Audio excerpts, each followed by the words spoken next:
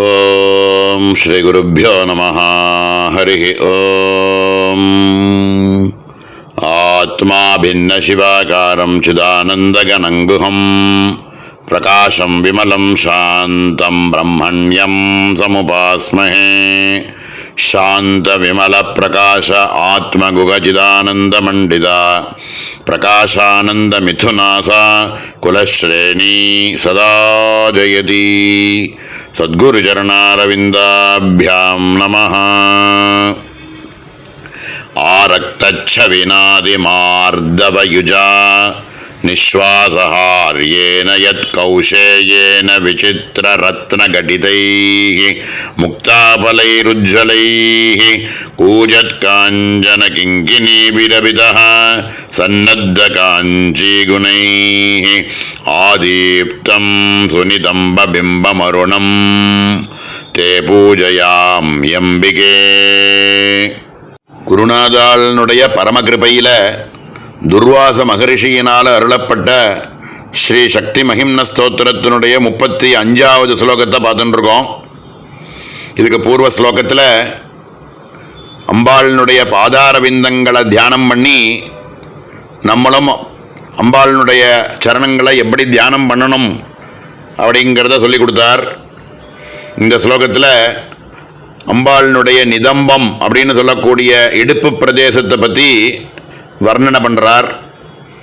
சாட்சாத் பரமேஸ்வரனுடைய அம்சமாகவும் இருக்கக்கூடிய துர்வாச மகரிஷியாக இருக்கிறதுனால அவருடைய கவித்துவத்தில் அம்பாளினுடைய நிதம்பத்தை பற்றி வர்ணனை பண்ணுறார். இந்த இடத்துல இதே விஷயத்தை வாக்தேவதைகளும் சகசிரநாமத்தை சொல்லக்கூடிய அவகாசத்தில் அருணாருண கௌசும்ப வஸ்திர பாஸ்வத் கட்டீதட்டி அப்படின்னும் ரத்ன கிங்கினிகாரம்ய ரதனா தாம பூஷிதா அப்படிங்கிற நாமாக்களில் இதே விஷயங்களை பற்றி சொல்லியிருக்கார்.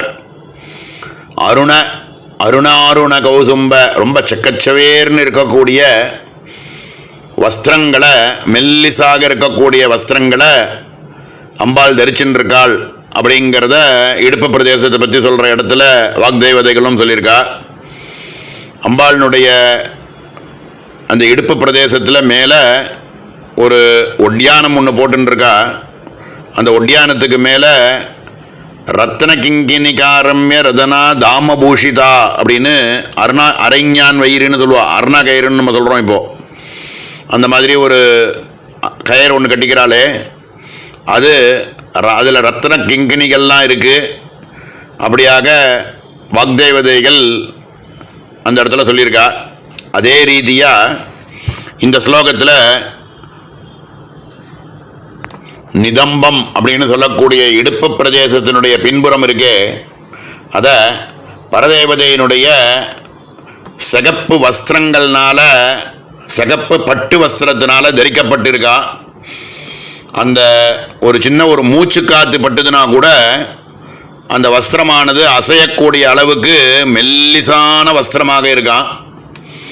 அவளுக்கு அத்தனைப்பட்ட மெல்லிசாக இருக்கக்கூடிய அந்த சிகப்பு வஸ்திரத்தை தரிச்சுட்டு இருக்கக்கூடிய அம்பாள் நிதம்பத்துக்கு மேலே ஒட்டியானம் அப்படின்னு சொல்லக்கூடிய ஒரு ஆபரணம், இடுப்பில் கட்டிக்கக்கூடிய ஒரு ஆபரணம், அதில் ரொம்ப விலை அதிகமாக இருக்கக்கூடிய தங்கத்தினால் செய்யப்பட்ட சலங்கைகள், மத யானைகளினுடைய மஸ்தகத்திலேருந்து கிடைக்கக்கூடிய முத்து அப்படின்னு சொல்கிறோமே, அதை எல்லாத்தையும் வச்சு அப்படியே ரொம்ப மாணிக்கத்தினால் இழைக்கப்பட்டு இருக்கக்கூடிய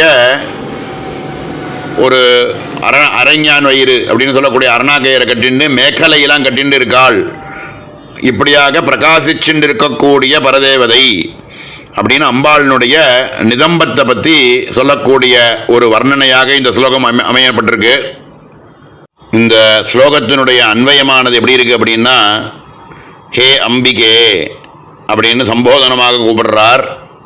விசித்திர ரத்ன கடிதைஹி முக்தாபலைஹி உஜ்வலைஹி கூஜத் காஞ்சன கிங்கினீபிஹி அபிதஹ சன்னத்த காஞ்சீகுணைஹி ஆதீப்தம் அதிமார்தவயுஜா ஆரக்தச்சவினா நிஸ்வாசஹாரியேன யத் கௌஷேயேன தே சுநிதம்ப பிம்பம் பூஜையாமி அப்படிங்கிறார். அதாவது ஹே அம்பிகே அப்படின்னு சம்போதனமாக கூப்பிடுறார். விசித்திர ரத்ன கட்டிதைஹி, ரொம்ப நானாவிதமாக இருக்க ரத்னங்கள் இருக்கே, அந்த நானாவிதமான ரத்னங்கள்னால இழைக்கப்பட்ட முக்தாபலைஹி, நல் முத்துக்களால் ஆன உஜ்வலைஹி, பிரகாசிக்கக்கூடிய கூஜத்து இனிமையான ஒலி, காஞ்சன கிங்கினீபிகி, தங்க சலங்கையினால் ஜிலு ஜிலுன்னு சவுண்டு கேட்குமே, அது மாதிரி ரொம்ப இனிமையாக இருக்கான் அந்த சவுண்டு.